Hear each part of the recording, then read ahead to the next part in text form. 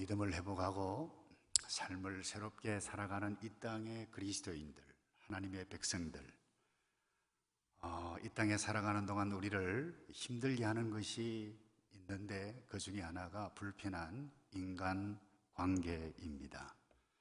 여러분 살다 보면 저와 여러분을 갈등 속으로 몰아넣는 사람을 반드시 만나게 될 것입니다. 어떤 사람은 그 사람을 그 인간 그렇게 표현을 하기도 하더라고요. 근데 우리를 갈등 속으로 몰아넣는 이 사람은 저 멀리 남극이나 북극에 사는 멀리 있는 사람이 아니라 아주 가깝게 함께 지내는 사람이에요. 한 아내가 남편에게 이렇게 이야기를 해요. 여보, 나처럼 자녀도 잘 낳고 살림도 잘 살고 거기에다가 얼굴까지 이렇게 예쁜 사람을 사자성어로 뭐라고 그러죠? 물으니까 이 남편이 가소롭다라고 하는 표정으로 자화자찬 그랬어요. 여보 그거 말고 그러니까 과대망상 그랬어요. 이 아내가 내심 원하는 것은 무엇인가 하면 금상첨화였어요. 여보 왜 금자로 시작하는 것 있잖아. 그러니까 이 남편이 한다는 말이 보면서 금시초문 그랬어요. 여러분 대부분 갈등은 이렇게 배우자, 친척, 그리고 직장 동료, 같은 교회, 같은 순례에 결국 인정받는 문제, 먹고 사는 문제, 이해관계 때문에 얽히고 설킨 이 일 때문에 일어나게 됩니다. 여러분 오늘 본문 이 사울과 다윗 다를 바가 없습니다. 넓게는 언약의 백성이고 좀 더 가깝게는 장인과 사위 관계였습니다. 그런데 이 사울 왕이 오늘 본문에 10항무지에 특별군사 3,000명을 데리고 창을 들고 다윗을 향해서 던지기 위해서 찾아 나선 이유가 뭐죠? 여러분이 아시다시피 나라를 위기 가운데 빠뜨리게 했던 이 블레셋 장군 골리앗, 다윗이 쳐서 물리치고 예루살렘으로 입성을 하는데 예루살렘 이 여인들이 노래를 합니다. 사울이 죽인 자는 천천히요 다윗은 뭐라고요? 만만이로다. 이 말을 딱 듣는 순간 이 사울 왕이 기분이 나빴어요. 이 자칫하면 내 자리 빼앗기겠다라고 하는 생각 때문에 생각이 심각해졌습니다. 수금을 타고 있는 다윗에게 창을 한번 던졌고 또 던졌고 그것도 모자라서 정략 결혼까지 합니다. 사위까지 삼았습니다마는 내심 마음속에 일어나는 갈등을 잠재울 수가 없어서 오늘 본문에 군사 3,000명 특별 부대를 데리고 창을 던져 죽이고 제거하기 위해서 10항무지까지 온 것이에요. 여러분 창을 던지는 사울왕, 반면에 날아오는 창을 맞아야 하고 피해야 했던 이 다윗, 여러분 둘 다 심각한 갈등의 상황 속에 있었어요. 여러분 인생 살다가 저와 여러분이 이와 같은 갈등을 만날 그때 여러분 어떻게 반응하시겠습니까? 여러분 그때 오늘 이 말씀을 기억하시기 바랍니다. 먼저 첫 번째로 하나님께서 허용하셨음을 인식하는 것이 필요합니다. 여러분 하나 여쭤볼게요. 여러분 갈등은 누가 일으키죠? 욕심 많은 인간이 우리 스스로가 일으키는 것입니다. 결국 나의 욕심 때문에 사람을 미워하고 시기하고 질투하고 나의 뜻 이루는 데 방해하는 그 인간, 그 사람 없애기 위해서 그 사람 때문에 갈등하게 되어지는 것입니다. 그런데 이 모든 갈등이 사람 때문에 일어난다라고 하는 생각에만 딱 머물면 중요한 부분을 놓치는 것이 있습니다. 그것이 무엇인가 하면 하나님의 섭리입니다. 저희 집 근처에 산책하는 길 일부는 이 해변가예요. 그 해변가 가운데 바닷물이 넘쳐서 쳐들어오지 못하도록 이렇게 아주 낮은 방파제가 있어요. 가끔은 제 아내와 함께 산책을 합니다.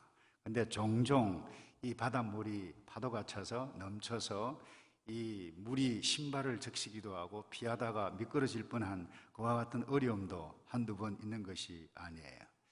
근데 말이죠,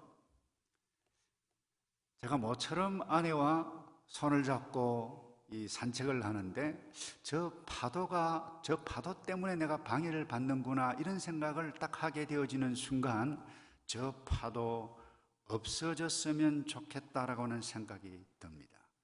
근데 그 파도가 저놈의 파도로 바뀌고 말아버려요. 저놈의 파도가 없으면 아주 즐겁게 산책을 할 수 있을 텐데 라고 하는 생각이 들어요. 근데 여러분 한번 물어볼게요. 이 파도를 누가 일으키시죠? 잘 모르시나요? 예.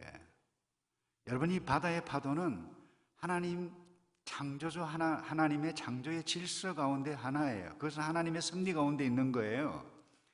바다의 파도를 일으키시는 분이 하나님이시듯이 저와 여러분 인생의 바다에도 나를 힘들게 하는 갈등의 파도 일으키시는 분도 하나님이다라고 하는 생각을 하면 갈등에 대한 나의 태도가 달라질 수 있다는 것입니다. 여러분 갈등 사람이 일으킨다라고 생각했던 사울, 저 인간 다윗 저 사람 없애면 내 속에 있는 갈등이 없어질 것이라고 생각했기 때문에 창을 던져 제거하려고 시도하고 있어요.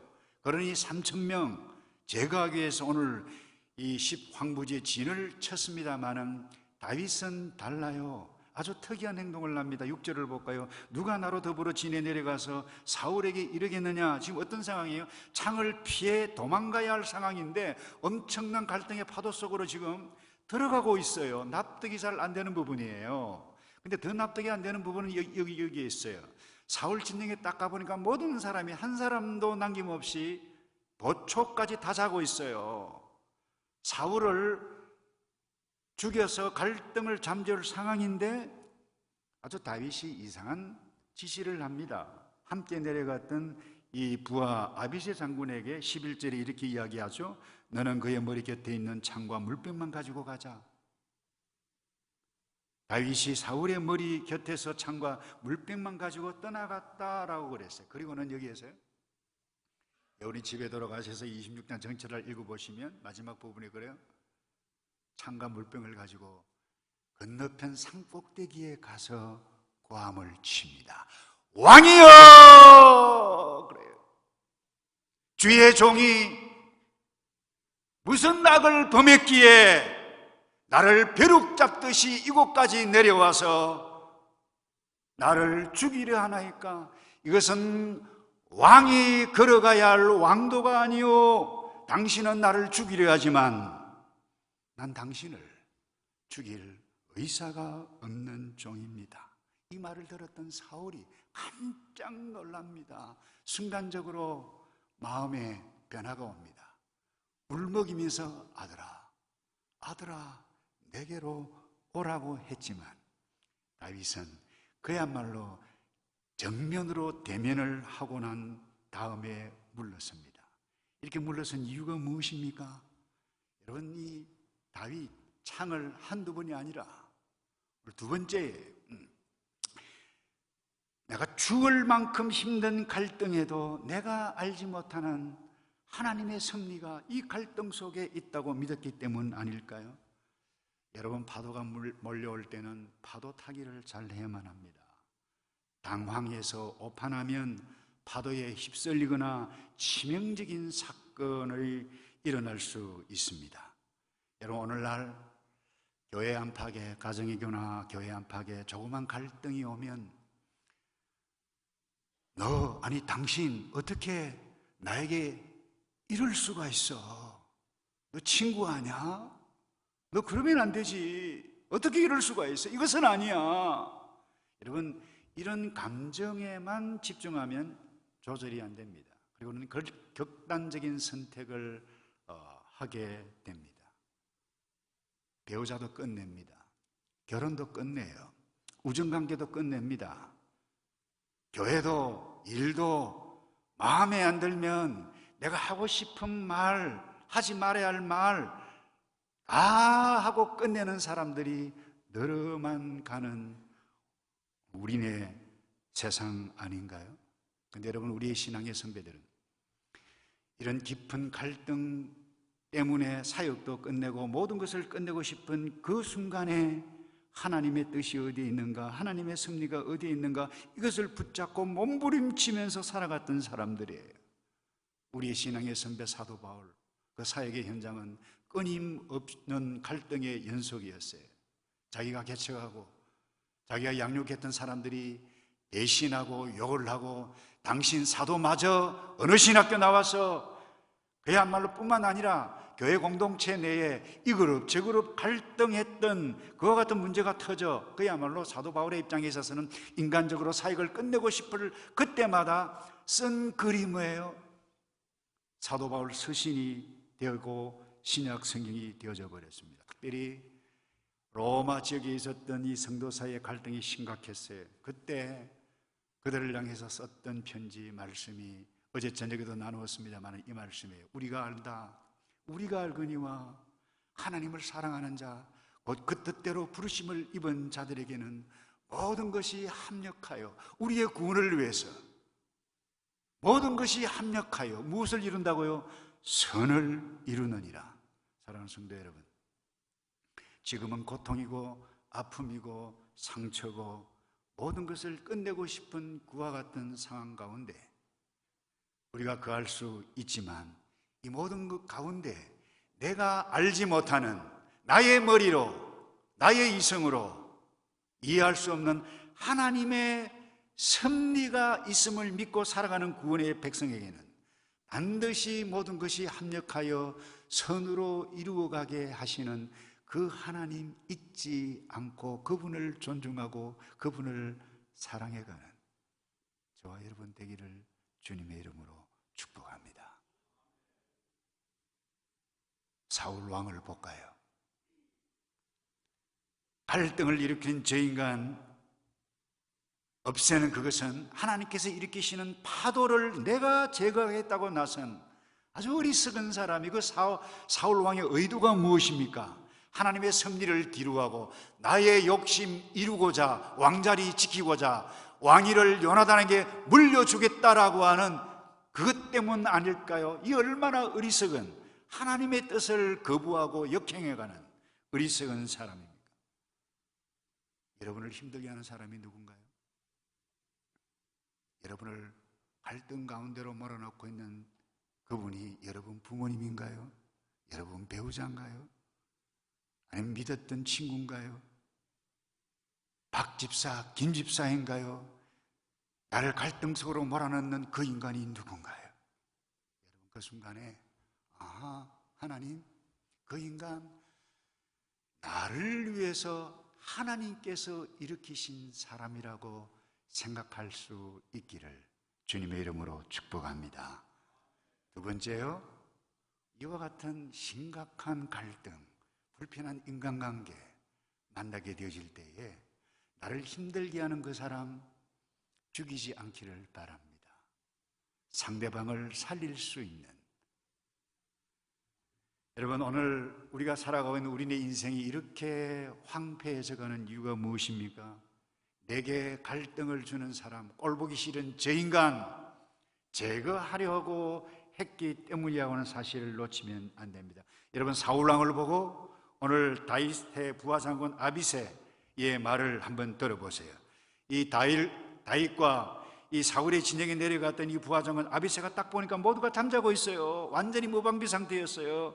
이때 아비새가 하는 말이 이 말입니다. 26장 8절입니다. 하나님이 오늘날 당신의 원수를 당신의 손에 붙이셨나이다. 나로 창으로 그를 찔러서 단번에 두 번 찌를 필요도 없습니다. 땅에 꽂게 하소서. 내가 그를 두 번 찌를 필요도 없습니다. 여러분 이 당시 이스라엘에서 아비새만큼 창을 잘 쓰는 장수가 없었어요. 명장이었어요. 다윗의 형편을 너무나도 잘 알았어요. 두 번째입니다.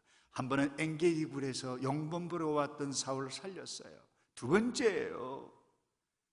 형님 말씀만 하십시오. 단 한 방에 끝내겠습니다. 그때 다윗이 하는 말이 9절입니다. 죽이지 말라. 한번 따라서 할까요? 죽이지 말라.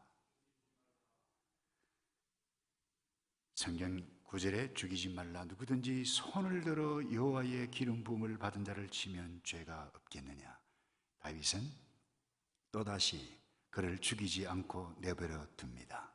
여러분, 부하장군이 아비스의 입장에서 보면 정말 답답할 거예요. 아니, 우리 형님 왜 저러지? 한 방이면 끝나는데, 지난번 한번 용서해 줬으면 됐지, 또 우리 형님 바보 아냐? 여러분, 답답했을 것입니다. 여러분, 그러나 기억하시기 바랍니다. 어제나 오늘이나 우리네 인생이 사는 이 세상이 왜 이렇게 황폐해지고 이렇게 고통을 당합니까? 사울처럼 창을 던지고 아비새처럼 창을 던져 꼴보기 싫은 저 인간, 저 친구, 저 동료, 적수, 라이벌로 생각하고 그 라이벌 제거해야 하겠다라고 나서기 때문 아닙니까?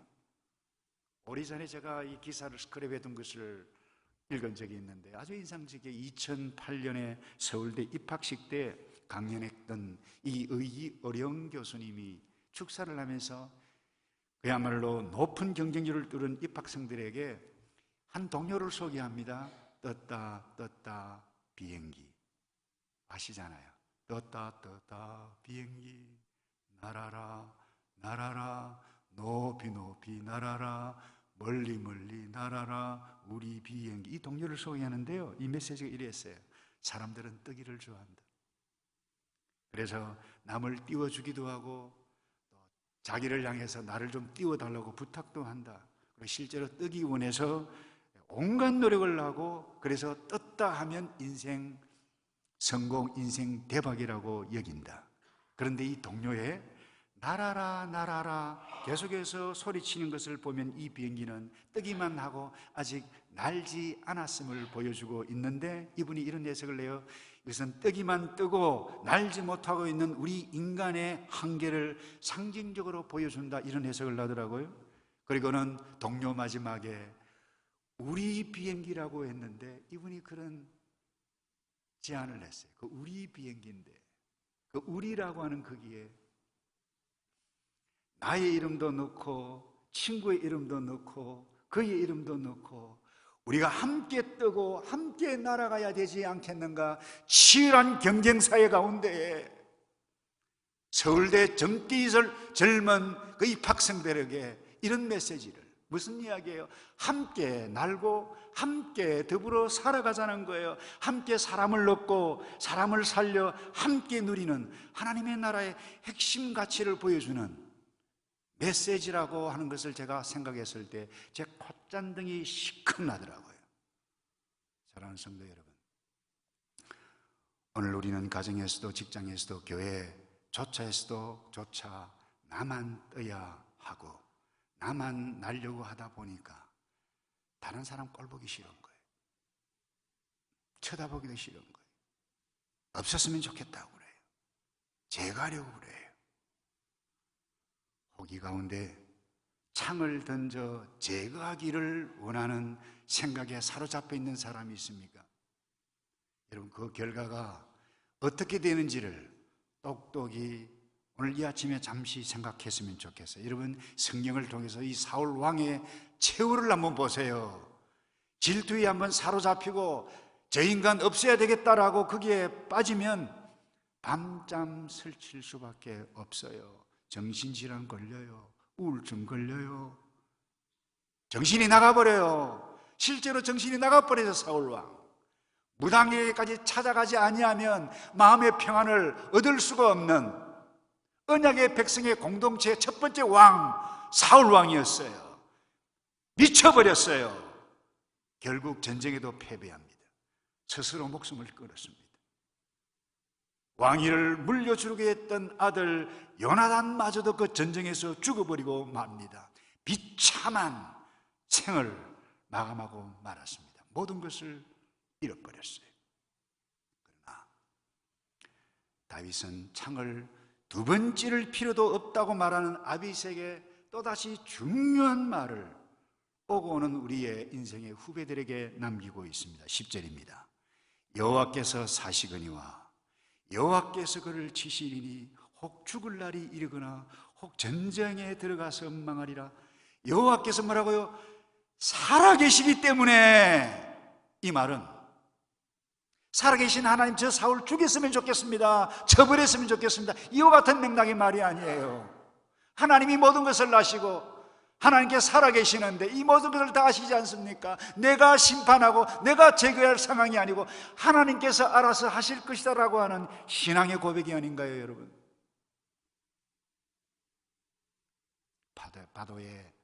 바다의 파도를 없애려고 시도하는 사람만큼 어리석은 사람은 없을 것입니다. 하나님의 창조 질서를 거스르기 때문입니다. 여러분 자신을 힘들게 하고 깊은 갈등 속으로 몰아넣고 있는 사람이 있다라고 하면 그분 그냥 내버려 둘 수 있는 믿음의 사람으로 거듭나는 저와 여러분 되기를 축복합니다. 마지막으로요.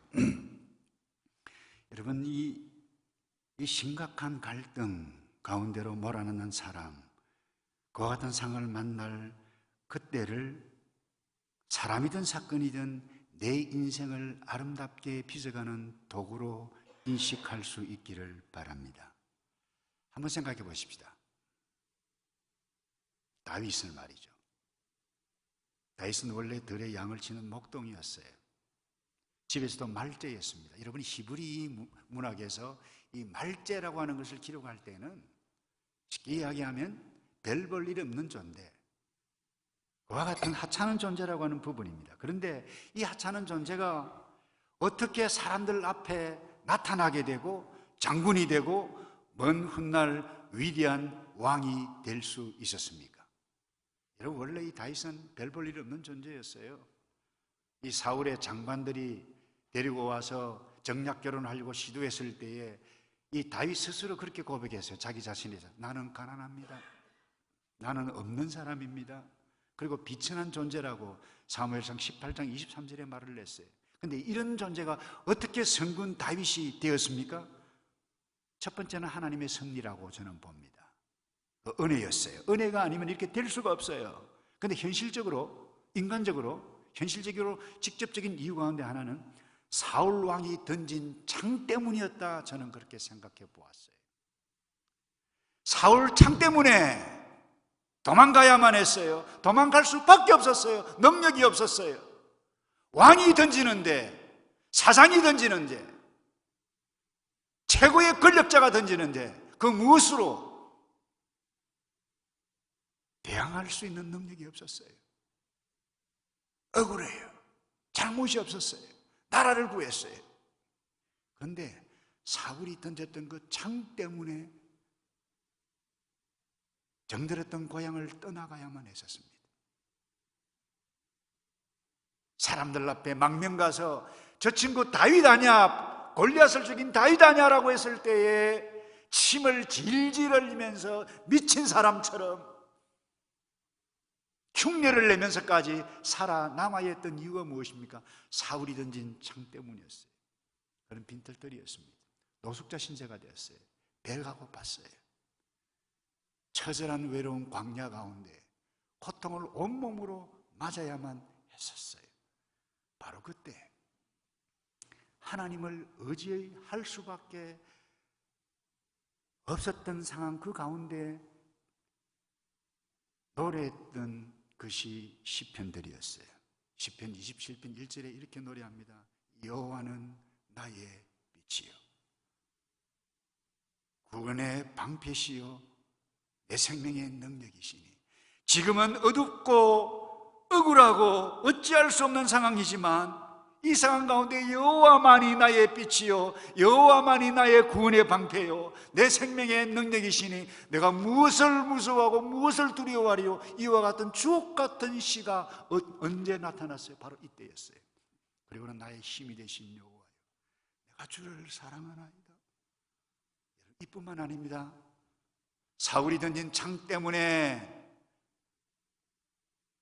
광야로 내몰림을 당해 그때에 여러분 이 당시 사울의 이 정권에 밀려난 이 비주류들, 쉽게 이야기하면 정권의 미움을 받아 밀려난 사람들, 원통한 자들, 가난한 자들이 누구에게 모였어요? 다윗에게 모였어요. 다 문제 많은 사람들이에요. 이 문제 많은 사람들을 공동체를 이루고 살았는데 아둘람 굴에서 이와 같은 공동체에서 이들을 다루면서 이 다윗이 무엇을 익히기 시작했습니까? 어떻게 사람을 다루느냐, 이 영적 리더십을 거기에서 배우기 시작했다라고 하는 부분입니다.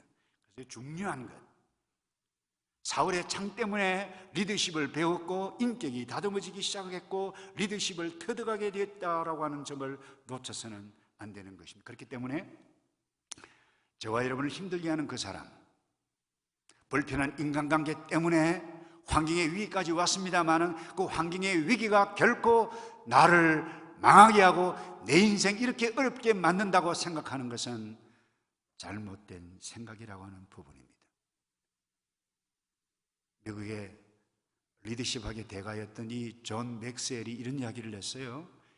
이 세상에는 심각한 문제를 가진 사람과 문제를 더 심각하게 만드는 사람이 있다. 아주 의미심장한 말을 했어요.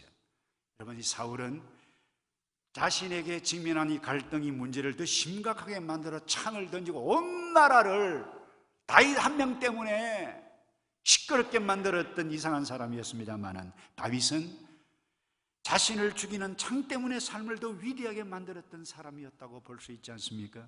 그렇기 때문에 여러분, 저와 여러분을 갈등 속으로 몰아넣는 그 사람이 누구든지, 저와 여러분을 갈등 속으로 몰아넣는 환경이 그 어떤 환경이라 한다 할지라도 그 모든 것이 나를 더 나은 사람으로 만드는 도구라고 생각할 수 있기를 주님의 이름으로 축복합니다. 여러분 아세요? 독수리가 빠른 속도로 그야말로 창공을 향해서 나를 뿐만 아니라 평행을 유지해가고 안정감 있게 날아오는데 최대의 저항이 무엇인가 하면 그건 공기입니다. 장애물입니다. 그런데 말이야, 이 공기의 저항이 없으면 한순간에 추락하고 말아버린다라고 하는 사실을 아시나요? 여러분, 구약의 시편은 제가 조금 전에도 예를 들었습니다만 대부분 역경 가운데 나타났던 하나님을 바라보며 쓴 시였습니다. 신약의 옥중서신, 감옥에서 썼어요. 여러분, 미국에는 이런 아주 인상적인 말들이 있다고 그래요. 포지 계곡의 눈 속에 사람을 파묻어 보라. 그러면 조지 워싱턴 같은 인물을 얻을 것이다. 그를 절대 빈군 속에서 키워보라. 그러면 아브라함 링컨 같은 인물이 될 것이다. 그를 소아마비로 때려 눕혀보라. 그러면 프랭클린 루즈벨트 같은 인물이 나올 것이다.